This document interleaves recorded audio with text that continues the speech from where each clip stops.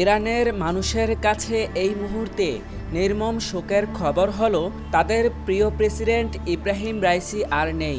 সোমবার সকালে পূর্ব আজারবাইজান প্রদেশের পাহাড়ি ও তুষারাবৃত এলাকায় রাইসিকে বহনকারী হেলিকপ্টারের ধ্বংসাবশেষ খুঁজে পায় অনুসন্ধানকারী দল। এর কিছুক্ষণ পরই খবর আসে রাইসি ও ইরানের পররাষ্ট্রমন্ত্রী হোসেন আমির আবদুল্লাহিয়ান সহ হেলিকপ্টারে থাকা সবাই নিহত হয়েছেন। প্রেসিডেন্ট রাইসির মৃত্যুর খবর নিশ্চিত হওয়ার পর অন্তর্বর্তীকালীন রাষ্ট্রপতি হিসেবে মোহাম্মদ মুখতারের নাম অনুমোদন করেছেন সর্বোচ্চ ধর্মীয় নেতা আয়াতুল্লাহ খামেনি। তিনি 2 মাস এই দায়িত্ব পালন করবেন। আপাতভাবে আকস্মিক দুর্ঘটনার জেরে রাইসির মৃত্যু হয়েছে বলেই মনে করা হচ্ছে।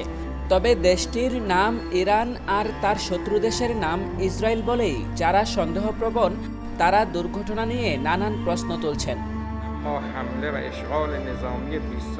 দুর্গম পাহাড়ি এলাকায় ভেঙে পড়ে রাইসিকে বহন করা কপ্টারটি।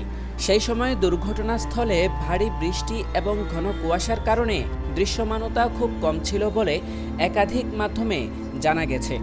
তখনই সবচেয়ে বড় প্রশ্ন উঠেছিল, বাজে আবহাওয়ার খবর ইরানি কর্তৃপক্ষের কাছে থাকার কথা, এরপরও কেন রাইসিকে নিয়ে উড়ে গেল হেলিকপ্টারটি?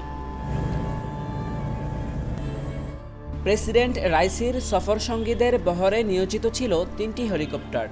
এর মধ্যে যেটিতে রাইসি ও পররাষ্ট্রমন্ত্রী ছিলেন সেটি দুর্গম পাহাড়ে দুর্যোগপূর্ণ আবহাওয়ায় বিধ্বস্ত হয়। অন্য 2টি হেলিকপ্টার নিরাপদে গন্তব্যে পৌঁছালেও কেন রাইসিকে বহনকারী হেলিকপ্টারের সাথে এমন ঘটনা ঘটল তা নিয়ে চলছে আলোচনা সমালোচনা।